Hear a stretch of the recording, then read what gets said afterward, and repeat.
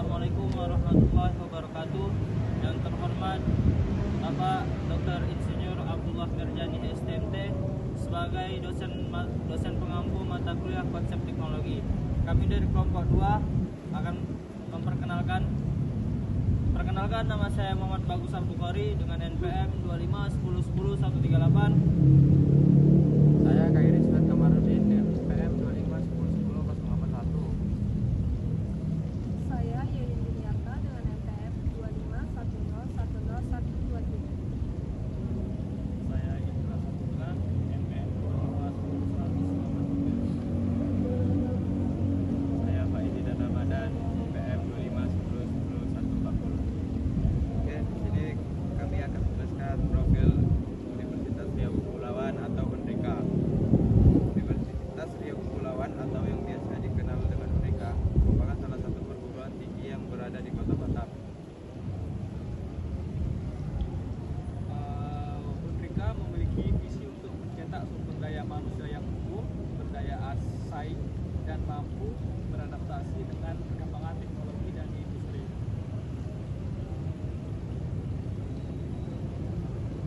Sebagai institusi pendidikan, UNRIKA terus berupaya meningkatkan kualitas pembelajaran dan menghasilkan lulusan yang siap menghadapi tantangan dunia kerja.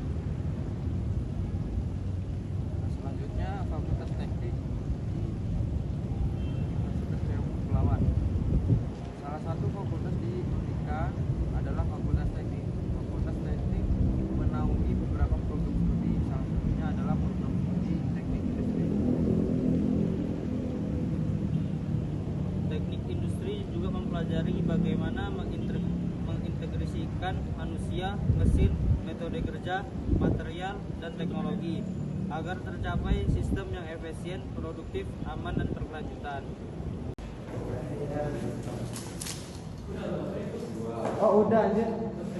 Oke, langsung saja. Pelajaran apa yang dapat pada semester ini? Udah nyam.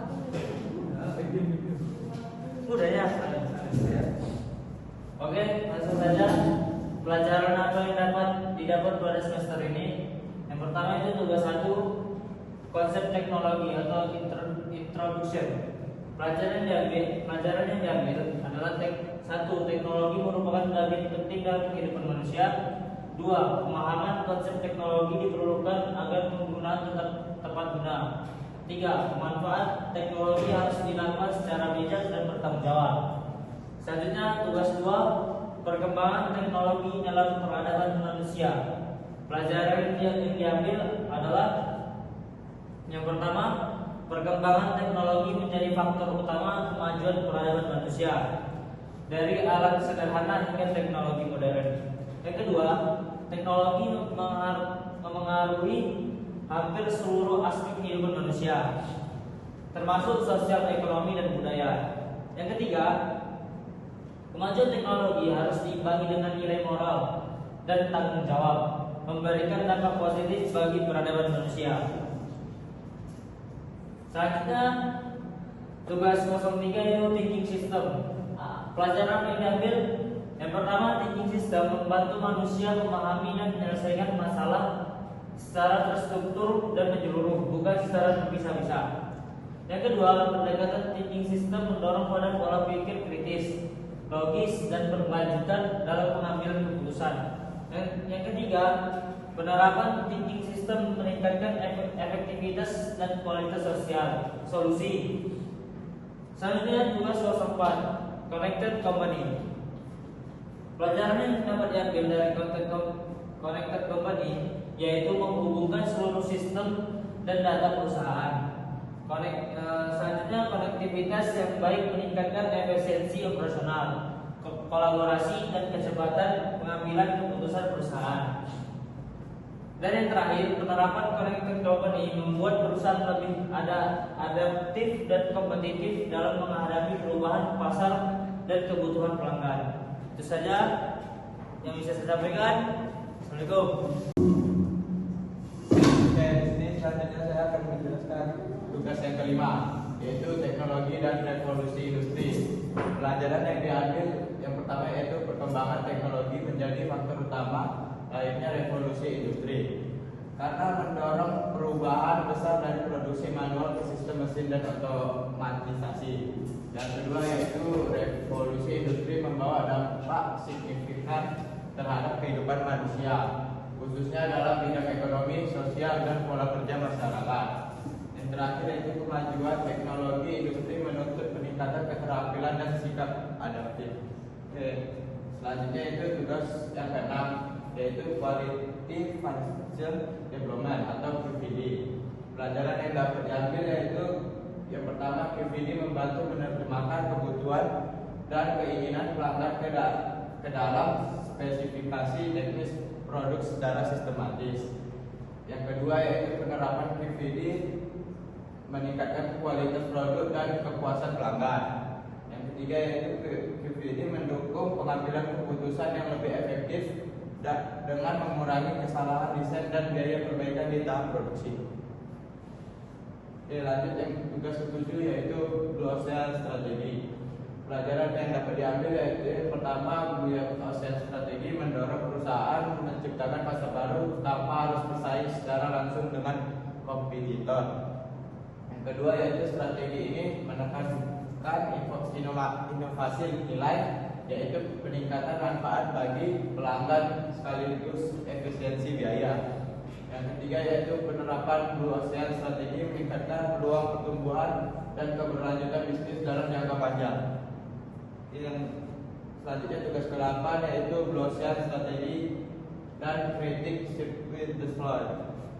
Pelajaran yang dapat diambil yang pertama yaitu Circuit Destroy berhasil menerapkan Blue Ocean Strategi dengan menciptakan pasar hiburan baru. Yang kedua, perusahaan menghilangkan dan mengurangi elemen lama serta menambahkan nilai baru. Terakhir yaitu strategi ini membuat sirkuit destroy unggul tanpa persaingan langsung sekaligus mencapai pertumbuhan dan keuntungan berkelanjutan. Enggak sih. Oh tuh deh. Enggak. Udah. Aku pakai hoodie cuma mas. Pakai baju timber dulu baju baru. Oke. Selanjutnya tugas 9, Project Blue Ocean Strategy. Project yang kami ambil adalah UMKM Tempoci. Pelajaran yang dapat diambil, Blue Ocean Strategy membantu UMKM Tempoci meningkatkan efisiensi produksi dan kualitas produk melalui penerapan konsep manajemen dan teknologi sederhana. Nah, lalu proyek Blue Ocean Strategy menunjukkan bahwa inovasi dan pemanfaatan sumber daya lokal dapat memperkuat keberlanjutan dan daya saing UMKM. Penerapan Blue Ocean Strategy meningkatkan peluang pertumbuhan dan keberlanjutan bisnis dalam jangka panjang. Nah, di tugas 10 ada teknologi tepat guna kekinian. Pelajaran yang diambil TTG kekinian memanfaatkan teknologi modern yang disesuaikan dengan kebutuhan dan kondisi lokal. Penerapan TTG meningkatkan produktivitas dan kesejahteraan masyarakat, terutama di bidang pertanian, energi, dan lingkungan. Pengembangan TTG menekankan keberlanjutan kemandirian dan kemudahan pemeliharaan. Nah, di tugas 11 ada social impact. Pelajaran yang dapat diambil, social impact menunjukkan dampak nyata suatu kegiatan atau teknologi terhadap kesejahteraan masyarakat.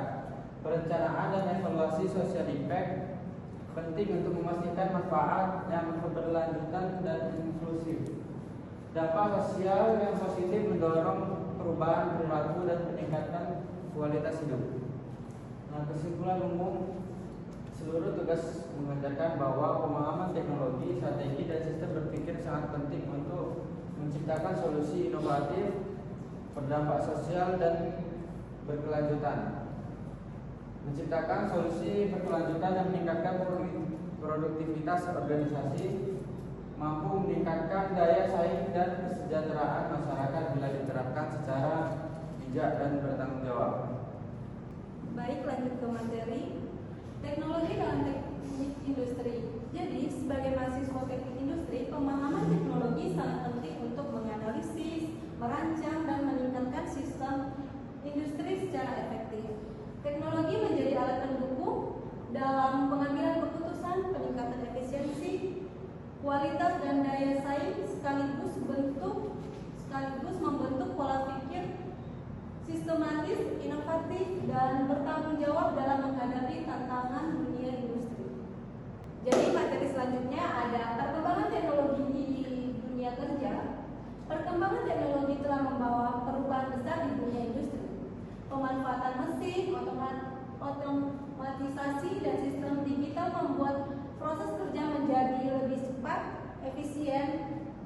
akurat. Banyak pekerjaan yang sebelumnya dilakukan secara manual kini dapat diselesaikan dengan bantuan teknologi, sehingga produktivitas meningkat. Selain itu, teknologi informasi dan komunikasi memungkinkan munculnya pola kerja baru seperti jarak jauh, remote working, kolaborasi daring, dan penggunaan sistem berbasis data. Dunia kerja tidak lagi dibatasi oleh ruang dan waktu, sehingga fleksibilitas dan kecepatan pengambilan keputusan semakin tinggi. Lanjut, tantangan mahasiswa teknik industri. Jadi, sebagai mahasiswa teknik industri menghadapi berbagai tantangan dalam proses pembelajaran dan persiapan menuju dunia kerja. Tantangan utama adalah menguasai berbagai bidang-bidang ilmu yang saling terintegrasi seperti teknik, manajemen, sistem, dan analisis data. Selain itu, perkembangan teknologi sangat cepat menuntut mahasiswa untuk terus beradaptasi dan meningkatkan keterampilan agar tetap relevan dengan kebutuhan industri. Berikut dampak negatif dari teknologi. Perkembangan teknologi meskipun memberikan banyak manfaat juga menimbulkan dampak negatif. Salah satunya adalah berkurangnya lapangan kerja tertentu akibat otomatisasi dan penggunaan mesin yang menggantikan tenaga manusia. Selain itu, ketergantungan berlebihan pada teknologi dapat menurunkan kemampuan berpikir kritis dan interaksi sosial secara langsung. Kemudian mindset sebagai calon insinyur industri. Sebagai mahasiswa teknik industri, mindset yang perlu dibangun adalah berpikir sistem dan analitis, yaitu mampu melihat permasalahan secara menyeluruh dengan mempertimbangkan keterkaitan antara manusia, mesin, dan metode material lingkungan. Mahasiswa dituntut untuk tidak hanya memahami teori, tetapi juga mampu mengaplikasikannya dalam menyelesaikan permasalahan nyata secara efektif dan efisien, atau yang dimaksud problem solving. Yang terakhir, penutup. Perkembangan teknologi, sistem berpikir, dan strategi industri memiliki peran penting dalam membentuk peradaban dunia kerja serta keberlanjutan organisasi dan masyarakat. Konsep seperti thinking system, connected company, dan quality function development, blue ocean strategi, hingga teknologi tepat guna menunjukkan bahwa solusi industri harus dirancang secara sistematis, inovasi, dan berpotensi pada kebutuhan manusia. Dengan bekal pemahaman ini, mahasiswa mampu menghadapi tantangan dunia industri secara profesional, bertanggung jawab, dan memberikan kontribusi nyata bagi kemajuan industri dan kesejahteraan masyarakat. Sekian, terima kasih. Demikianlah presentasi akhir semester 1 dari kelompok kami. Semoga dapat memberikan benefit